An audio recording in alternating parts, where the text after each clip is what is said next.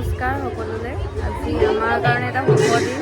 আমাৰ নামঘৰত আজি পানীতোলা সবাহ বুলি কয়। বছৰেকৰ মূৰত এবাৰ মানে আমাৰ সবাহ পতা হয় আৰু ভাওনা সবাহ, আৰু তাক আমি পানীতোলা সবাহ বুলি কওঁ কাৰণ মানে আমাৰ এটা নিয়ম আছে। সৰু সৰু ছোৱালী তিনিজনী লৈ পেলাই আমি পানী তোলা হয়। সেই দৃশ্যটো মই আপোনালোকক দেখাম বাৰু। আমাৰ এয়া বছৰেকীয়া সবাহৰ আয়োজন হৈ আছে নামঘৰত। আমি সকলো সাজি কাচি আহিছোঁ। লগত মোৰ মেম্বাৰসকল সেইগৰাকী পিছফালে বহি আছে। পানী তোলা সবাহৰ প্ৰথম কাৰ্যসূচী হৈছে তিনিগৰাকী কিশোৰী ছোৱালী পানী তুলি তেওঁলোকৰ হাতেৰে অনা হয় নামঘৰৰ ভিতৰলৈ। আৰু তাৰ পাছে পাছে গায়ন বায়নসকলে খোল আৰু তাল বজাই পেলানি তাৰ লগতে নামঘৰবাসী ৰাইজকো লগত লৈ যায় পানী তুলিবৰ কাৰণে।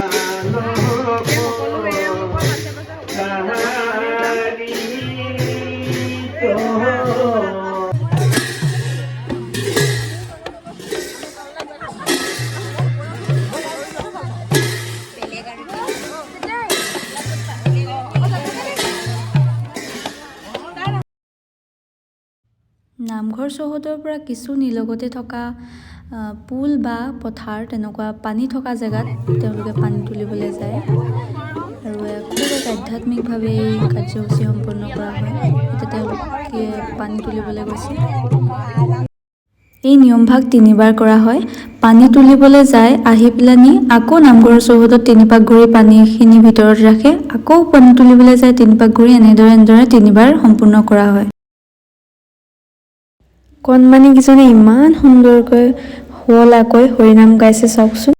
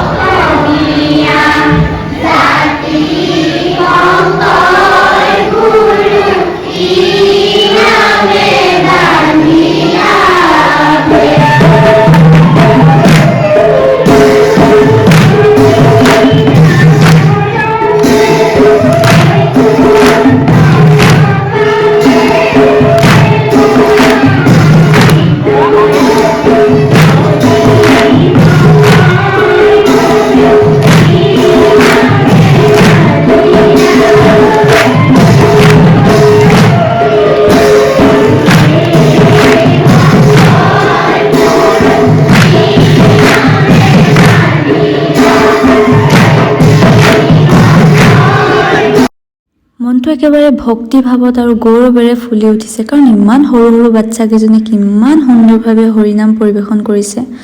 আৰু তাতকৈ আমাক কি লাগে? আমাৰ সংস্কৃতি, আমাৰ গৌৰৱ।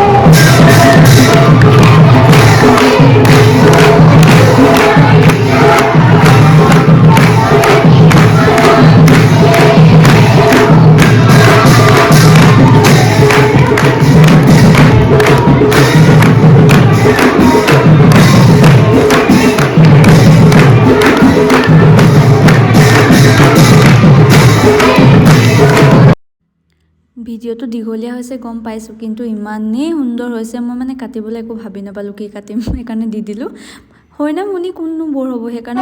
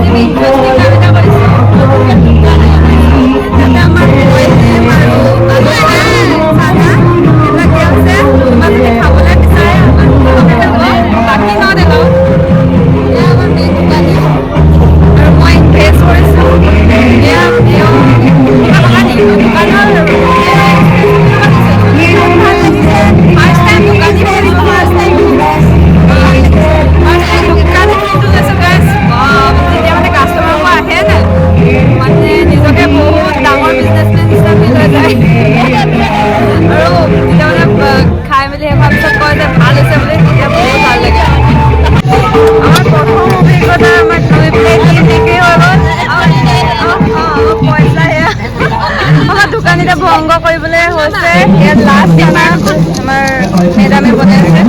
এতিয়া আমাৰ দোকানখন খতম কৰি ভাল লাগিলে, দোকানৰ এক্সপিৰিয়েঞ্চটো লৈ পেলাই ভিডিঅ' হ'ল সেইকাৰণে ভাল লাগিছে।